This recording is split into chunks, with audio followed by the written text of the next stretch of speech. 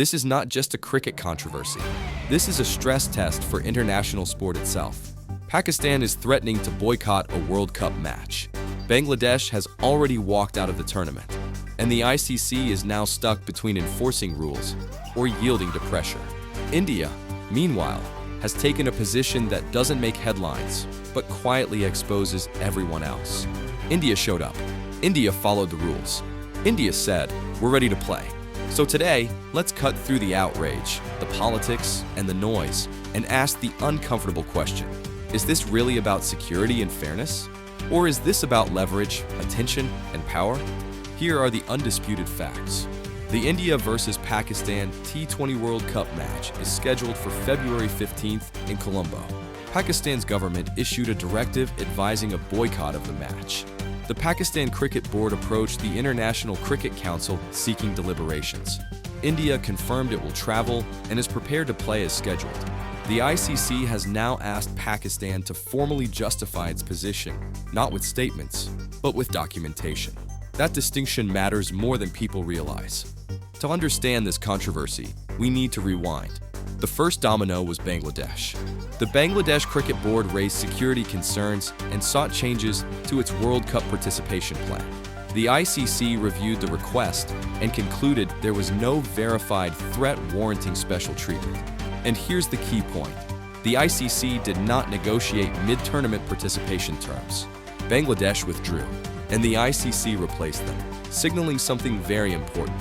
Once you commit to a World Cup, participation is not optional based on comfort or convenience. That decision set the precedent, and Pakistan noticed. Following Bangladesh's exit, Pakistan took a very different path.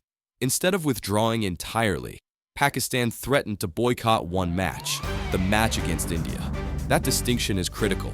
Pakistan is not questioning the World Cup. Pakistan is questioning this specific fixture. And not just any fixture. The single most watched, most valuable match in global cricket. From an India-first analytical lens, this is where the narrative shifts. This stops looking like a safety discussion and starts looking like selective pressure.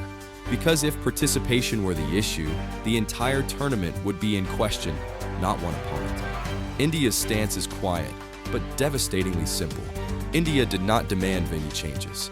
India did not threaten selective participation. India did not reopen agreements after signing them. The Board of Control for Cricket in India followed the ICC framework exactly as approved.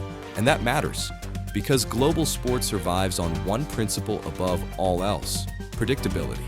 The moment teams start saying, "We'll play the tournament, but not this match," the tournament ceases to be a competition and becomes a negotiation table. India's power here is not dominance. It's consistency. And consistency is credibility. Let's address the part many analysts avoid. The timing of Pakistan's stance is not accidental. If safety were the sole concern, objections would have been raised before fixtures were finalized, not after the most commercially powerful match was announced. India, Pakistan is not just a cricket rivalry. It is the financial backbone of ICC broadcasting cycles. So when pressure is applied only to that match, one conclusion is unavoidable. This is leverage. That doesn't mean Pakistan has no right to express concern, but it does explain why the ICC is demanding proof, process, and mitigation, not rhetoric. Because international tournaments are governed by contracts, not emotions. Many fans ask, why was Bangladesh replaced so quickly? Because the ICC understands a dangerous truth. If one board is allowed to withdraw based on subjective assessment, every future tournament becomes unstable. Bangladesh's exit wasn't punishment. It was enforcement.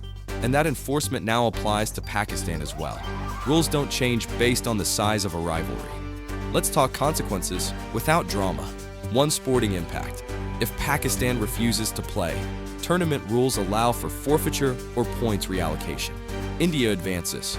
Pakistan risks its campaign. Two, commercial impact. This is where the real pressure lies.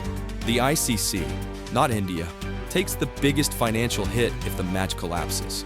Broadcast deals, sponsor confidence, future leverage, all are affected. 3, reputation impact.